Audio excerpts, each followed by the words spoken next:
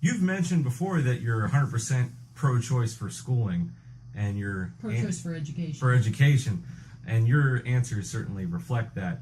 I want to transition into the transportation side, as that's another major issue that's affecting especially your district. Let's hear your transportation plan and your thoughts on the entire tolling system that is currently in place in Washington on I-405. Boy, what a mess. I think my 8-year-old could have done a better job. Yeah, I think one of the issues we have with our transportation system, is our Washington State Department of Transportation needs to re-examine their mission. If their mission is to get people from point A to point B as rapidly as they can with predictable travel times, we're failing. If their mission is to engineer us out of our cars, then, they're not doing such a bad job of that. Although, no, actually, we're still not in our cars. We're just painfully in our cars. And I would argue that, yes, I think part of their mission is to engineer us out of our cars, to help, the environment, cut down on emissions and so on and so forth, which is a valiant effort. I think that we need to manage our environment. We're all on this planet together, but what they've done is counterproductive to even that mission, because as you're sitting in 405 traffic, you're spewing emissions into the air, and frankly, you can't even go home and use those bike lanes we all love and paid for, because you're sitting in traffic an hour or two extra every day. So we have a huge problem with 405. People are just livid about it. I'm upset about it. I've had to add about, a half hour to 45 minutes to my travel time anywhere I'm going, and even then it's not predictable. So it's a big problem. We've increased accidents over 50%, which I was just at an insurance briefing a couple of weeks ago, and they were talking about the fact that that's going to actually affect our premiums, because more accidents than in a geographical location, it's going to affect our premiums. So, it's a fiasco. What would I do to respond? I don't have all the answers in terms of how to respond to the transportation problem entirely. I will say that I do reach out to advisors with the Eastside Transportation Association and different people in the industry who have been giving me ideas of what to do. Right off the top of my head, I would take HOV +3 and drop it down to a +2. I've been told by Eastside Transportation that would increase capacity almost 50% immediately. I would eliminate the tolls. Philosophically, I think long-term, someday, tolls are probably a more finely tuned user fee. User fees are probably going to be the direction we're going to have to go as we have more fuel-efficient cars, because the revenue from the gas tax is going to decrease and we're going to have to offset. But the way we've implemented the tolls on roads that we've already paid for, I don't think is right. I don't think it's fair. If we were going to have toll roads at this point, I think that it should increase capacity, not decrease capacity. So I would take a time out on the tolls right now and rethink how we're implementing the tolls. I think some of our money needs to be geared towards maintaining our existing roads. We have a lot of problems. We need more roads, actually, even in city, arterial roads and so on and so forth. So I think we really need to rethink our transportation system in terms of the road side of it. But then I think we need to take a step further, and we need to think about privatizing transportation more. Now, some people would throw up their arms and, oh my God, you want to privatize transportation. I'm not an extremist. I'm not saying let's do away with the Washington State Department of Transportation. I do want them to reevaluate their mission. I think we should repeal some of the regulation, though, that is inhibiting our ability to privatize. I think with technology nowadays, there's all kinds of options out there. but there's a significant pushback against companies that are trying to privatize and trying to open up markets. Uber, you've seen what's going on with Uber, Lyft, some of these companies and peer-to-peer sort of markets, because there are some that are incentivized in maintaining the monopoly.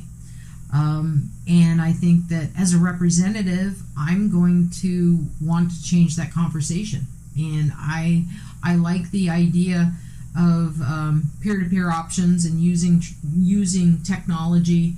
I had a fellow the other day just send me an article, I think it was in Greenland, where they have driverless vans.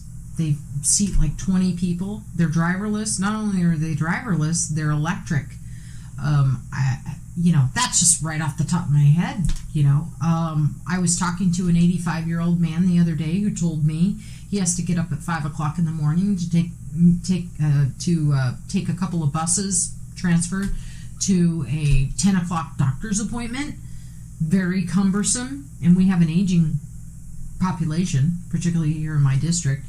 And I asked him, I said, well, what do you think of the idea of you pulling up your jitterbug phone and hitting an app and having a van show up and take you right where you need to go? And maybe having, maybe your doctor would work with the van company to coordinate for his patients, those sort of service. I mean, that's just one idea.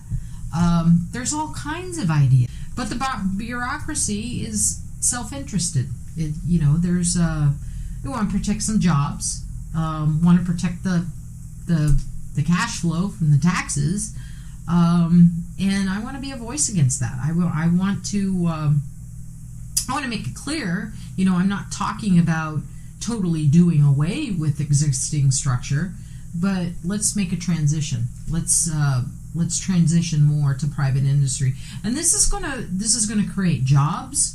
It's going to solve some of our problems. It's going to increase economic vitality.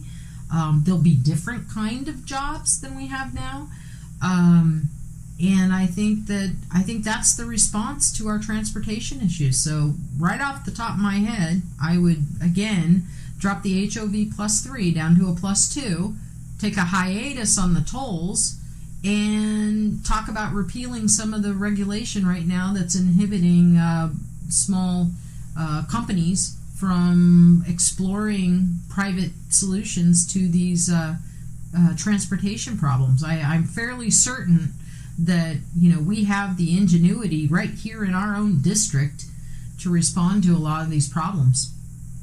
I want to give you the chance to speak on any issues that have been generally ignored in your district or in the state that you're going to take on head on. You're going to address the issue. You're going to try to solve the problem.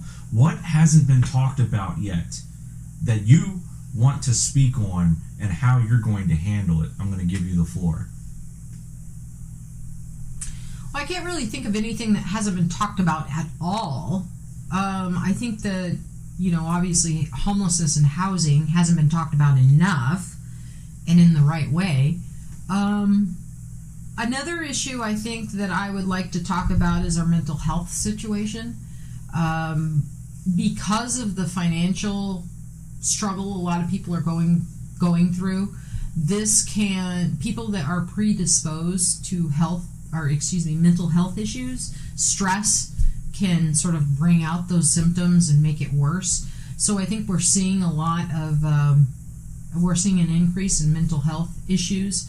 We're seeing depression, anxiety, schizophrenia, a lot of different issues. And I think that the environment we live in right now, the fast pace, I think all these sort of things are coming together as sort of a perfect storm. And yet our mental health delivery system is broken. We are criminalizing the mentally ill. We are treating them in the criminal justice system versus early intervention. As a libertarian, you won't hear me often talk about wanting to dump money into programs, government programs. I kind of veer away from that. But in terms of our mental health situation, That may be an exception for me. I think we actually need more resources to be going into the mental health delivery system. I'm concerned that this McCleary situation is going to take some of those funds away, and that's going to be a big problem. Untreated mental illness is not only bad for the individual, obviously, it's bad for our community. And I think it's an issue that, is kind of scary to talk about. We don't like to talk about it. Mental illness has sort of a stigma. And I think that we need to, I would want to, as a representative, I would want to be a voice for those people too that can't really speak for themselves and their families that are having significant challenges. And the mental health issue dovetails a little bit with the foreclosure. I mean, you can Google foreclosure related suicide and many. So yeah, mental illness, the mental health delivery system is definitely, and I'm already talking to some people with, I believe it's called NAMI, right here on the east side. It may have a little bit different name. But I've gone to a couple of their meetings. I'm talking to them about some of their concerns, and mainly what they tell me is it's the delivery system, and that we don't have, we're getting involved too late when it's a crisis, when we could be dealing with it earlier on.